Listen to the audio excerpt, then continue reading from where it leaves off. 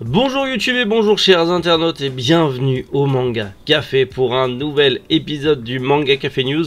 Bon, aujourd'hui c'est mercredi 7h du matin, vous n'êtes pas forcément debout à 7h du matin mais c'est pas grave, vous pouvez le regarder tout au long de la journée puisque aujourd'hui déjà grosse sortie manga et en plus un max de news croustifondantes. Donc c'est parti, installez-vous, un thé, un café, un éclair au mocha si ça vous tente. On y va pour le Manga Café News aujourd'hui. On commence aujourd'hui avec les éditions Larousse qui vont sortir deux séries jeunesse centrées autour de la science pour les enfants. Le manga Père et Fille qui arrive aux éditions Nobinobi. Le shoujo Sound of Snow qui arrive chez Black Box. Actu un peu gaming, mais on va en parler. Pas mal de remakes des jeux Persona qui vont arriver sur toutes les consoles en France. On part au Japon avec la fin du manga Colorless. Le nouveau manga de Tenpei Fukushima. On va parler Netflix puisqu'il y aura un documentaire sur la chanteuse Lisa qui va arriver sur la plateforme. Et pour finir, les très grosses sorties manga du jour. Allez, Manga Café News, eh bien c'est maintenant.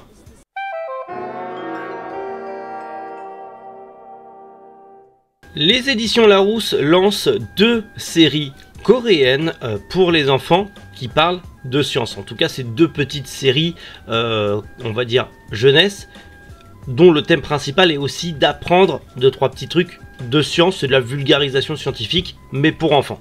Du coup, la première est survivre à, ou comment survivre à une tornade, ou comment survivre dans le musée d'histoire naturelle.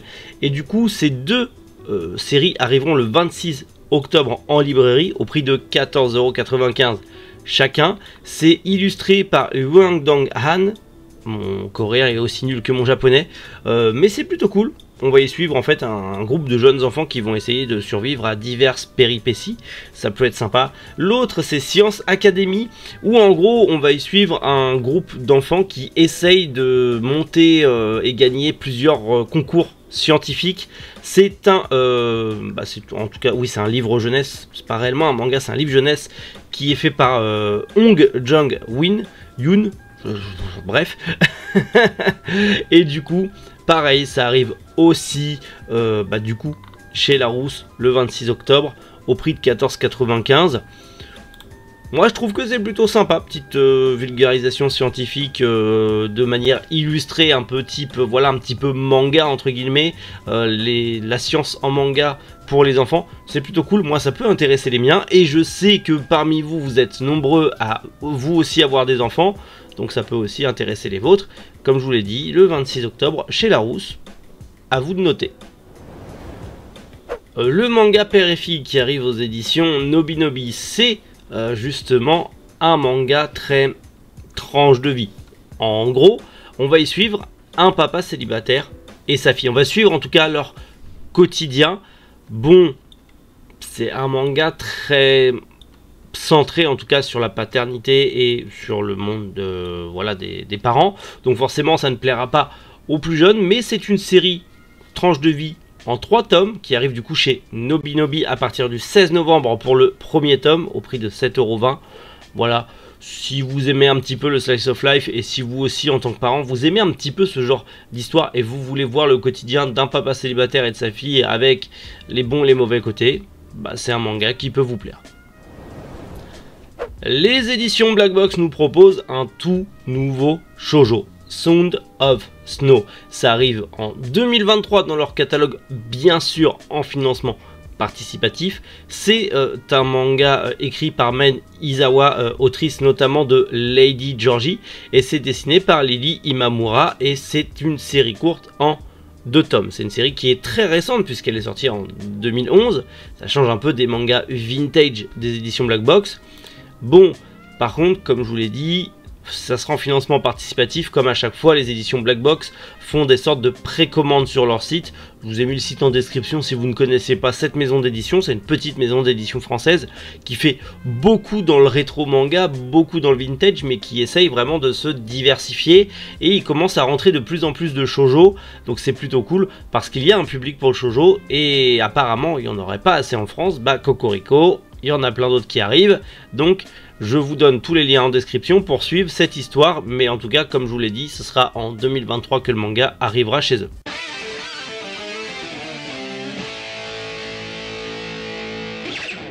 Bonne nouvelle pour les amis gamers, Persona, la saga des jeux Persona va revenir en France et en plus pour un portage maximum max.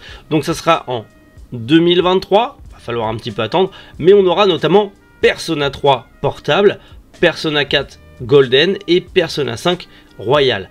C'est prévu pour le 19 janvier en Occident et au Japon sur PS4, PS5, Switch, Xbox, Game Pass et bien sûr les Xbox physiques et aussi sur PC. Il y en a pour tout le monde. Donc on aura le 3, 4 et 5 en remaster avec une amélioration graphique notamment pour Persona 3 et Persona 4 et 3 et 4 seront intégralement traduits en français. Donc c'est une première en tout cas de l'avoir en français chez nous. C'est plutôt cool. Donc hâte de voir ça. Si vous ne connaissez pas Persona, c'est du JRPG, mais c'est tellement cool. Et du coup tous les JRPG de Atlus reviennent de plus en plus. On commence à voir les Shin Megami Tensei qui ont donné les Persona par la suite. Donc c'est plutôt cool de revoir tout ça. Et je prie pour un remake de Shin Megami Tensei Lucifer Call avec Dante de Devil May Cry en bonus. J'ai adoré ce Shin Megami et j'ai hâte de voir ça. Et surtout, j'ai hâte de pouvoir me procurer ces nouvelles montures de Persona pour potentiellement jouer avec vous sur Twitch. Donc rejoignez-moi sur Twitch si vous voulez voir ça. Oui.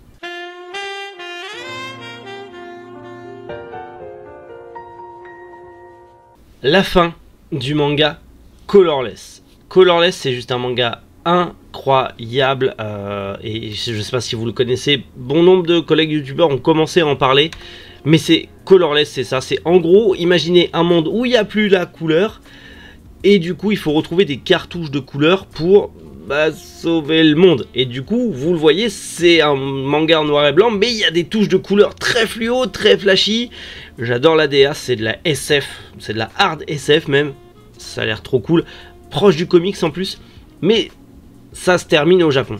Faut savoir qu'actuellement, on a les 5 premiers tomes chez Shiba Edition. Donc c'est pas une maison d'édition ultra connue, mais on a les 5 premiers tomes. Et donc, normalement, si tout va bien, la série devrait se terminer en 7 tomes. Donc, ça sera pas une série longue, ce qui est dommage, parce que parfois, plus c'est long, plus c'est bon, surtout avec ce genre d'histoire. Mais en tout cas, voilà, si vous voulez lire et découvrir l'histoire, c'est disponible chez Shiba Edition. Sinon, bien sûr, on en reparlera dans les sorties manga quand le 6 et le 7, qui devrait être le dernier, va sortir. Mais la fin de la série se termine au Japon.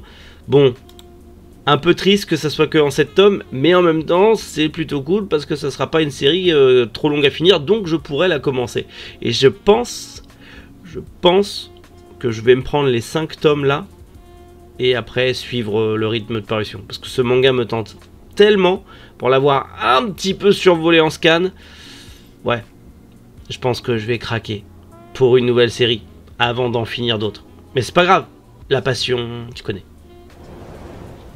Tenpei Fukushima revient avec un nouveau manga. Vous le connaissez sûrement pour Samurai Usagi, une petite série gag manga sur l'univers des samouraïs qui est dispo d'ailleurs chez Glénat. Bien que je sais pas si la série est devenue rare ou pas, mais j'aimais bien, c'était rigolo, c'était sympa. Et il y avait, les chara-design étaient assez sympathiques. Là, il revient avec un nouveau manga en prépublication sur le Shonen Jump Plus de la Shueisha. Donc c'est Okago Himitsu Club, club secret après l'école. Et justement sur son compte Twitter, il a mis ce petit dessin pour fêter l'arrivée de son nouveau manga. Bon, on est clairement dans le même esprit que Samurai Usagi. On est clairement dans le même esprit. J'aime bien, à voir ce que ça va donner et à voir est-ce que ça arrivera un jour en France. J'espère vous annoncer la bonne nouvelle. Mais en général, à chaque fois que je vous dis ça, quelques semaines ou mois après, les mangas arrivent en France. Donc bon, peut-être que ça arrivera. Comme Mi et Roboko. À voir.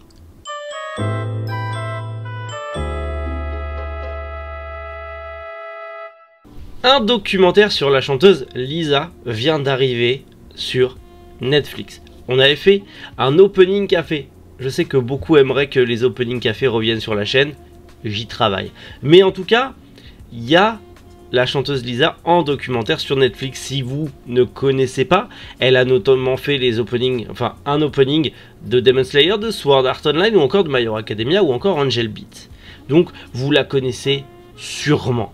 Mais en tout cas, elle sera du coup sur Netflix. On va suivre un documentaire sur sa carrière pour fêter ses 10 ans de carrière. Lisa, c'est quand même beaucoup d'openings, même beaucoup d'openings de jeux vidéo, beaucoup d'ending aussi. Elle est partout. Elle était notamment mariée aussi avec la voix, enfin le seiyuu de Draken dans Tokyo Revenger.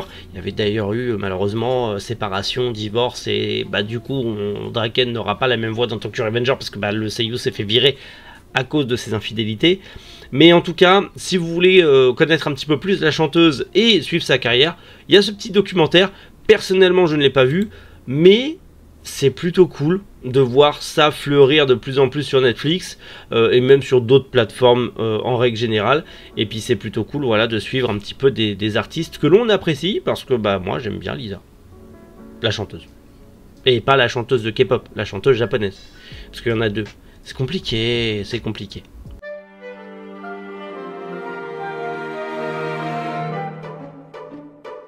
Allez, on passe aux sorties manga du jour et on commence aux éditions Pika avec le 7e tome de A Journey Beyond Heaven, le 4e tome de Black Box, le 3e tome de J'irai te tuer dans tes rêves, les coffrets de 1 à 22 de l'Attaque des Titans, le 2e tome de Neko Gahara, le 10e tome de Snow White and Alice, le 10e tome de The Fable, le 4e tome de We Must Never Fall in Love et le 3e tome de Épouse-moi Atsumori. On passe chez Doki Doki avec le coffret des 3 premiers tomes de Classroom for Heroes et le premier tome de Coffee Moon. On passe chez Nobinobi avec le 17e tome de Quand Tatagi me taquine, le premier tome de Sherlock Holmes, une étude en rouge, le premier tome de Chilling Dead et le 6e tome de Yuzu la petite vétérinaire. Chez Delcourt Tonkam sort le 4e tome de Ayakashi Triangle, le 3e tome de Gantz E, le tome 6 et 7 de A Dream of Love, le 2e tome Le Bleu du Ciel dans ses yeux, le 1er tome Les Enfants de la Mer, le 20e tome de Love X Dilemma, le 5e tome d'Une Sacrée Mamie et le 7e tome de World's End Harem. Chez Soleil Manga sort le 11e tome de Chocolate Vampire, le 8e tome de La Sorcière Invincible, le 1er tome de Marie la Sorcière, le 4e tome de Monster Girl Collection, le 5e tome de The Vampire and the Roses et le 2e tome de Witch Watch. On passe chez H2T avec le 3e tome de It's to Love Blue Swan Hospital. Chez Nazca sort le 1er tome de Funeral Concerto, le 14e tome de Soulland, le 3e tome de Soulmate et le 18e tome de Tale of Demon and God. Chez Kabook sort le 5e tome de True Beauty. Et pour finir chez Mangetsu sort les 2 premiers tomes de Deep 3. Bon bah voilà, pas mal de petites nouveautés et pas mal de bonnes petites news. Alors si on peut dire que certaines news sont bonnes, la fin de Colorless, je sais pas. C'est vrai que j'aurais aimé que ça dure plus longtemps. Affaire à suivre. Bref, aujourd'hui c'est encore une fois une grosse journée sortie manga. Donc qu'est-ce que vous allez acheter aujourd'hui? N'hésitez pas à me le dire en commentaire.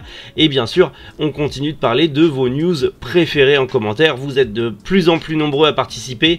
Même la communauté de l'ombre, je vous encourage à être là. C'est ultra cool. J'essaye de répondre à tout le monde. Je fais en sorte de pouvoir répondre à tout le monde. Mais c'est ultra cool de partager autant de bonnes choses avec vous. Je vois plein de nouvelles personnes dans l'espace commentaire. La chaîne grandit. C'est grâce à vous. Donc encore une fois, j'en profite pour vous remercier 4000 fois, bien sûr. D'ici là, allez, on se retrouve demain matin. Oui, 7 h pour encore un nouvel épisode du Manga Café News. Donc prenez soin de vous et passez une excellente journée. C'était Méric. Boujou, les internautes.